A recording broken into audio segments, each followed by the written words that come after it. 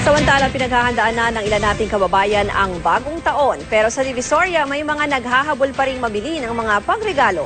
Live mula sa Divisoria, saksi si Chino Gaston. Chino?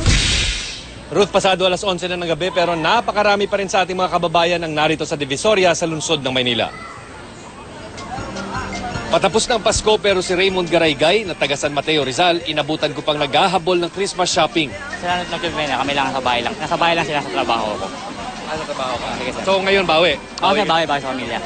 May trabaho rin kahapon kaya ngayon lang nakabili ng panregalo si Efren Ramirez. Dito pa rin siya dumayo para makatipid. Ngayon lang may panahon na makapili ng murang Pero ilan mga bilog na prutas na para sa bagong taon na ang pakay. Bagamat di pa ganong kadami ang namimili ngayon. Sa ngayon hindi pa.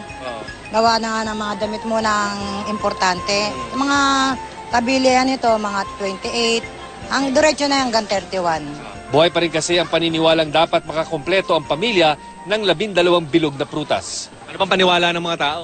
Yan ang paniwala ng tao. Taon-taon no, yan ang binibili. Swerte ba? Swerte ba? Paswerte.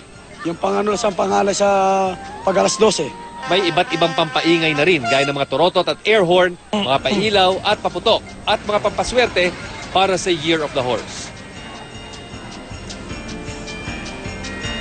Ruth, dahil tuloy-tuloy pa rin nga ang pagdating ng mga kababayan natin dito sa Divisoria sa lungsod ng Maynila ay magdamag na mananatiling bukas ang mga tindahan dito at mananatiling ganitong sitwasyon hanggang sa katapusan ng buwan. Nga pala, June and Ruth, Merry Christmas at sa mga kasamahan din natin dyan sa studio.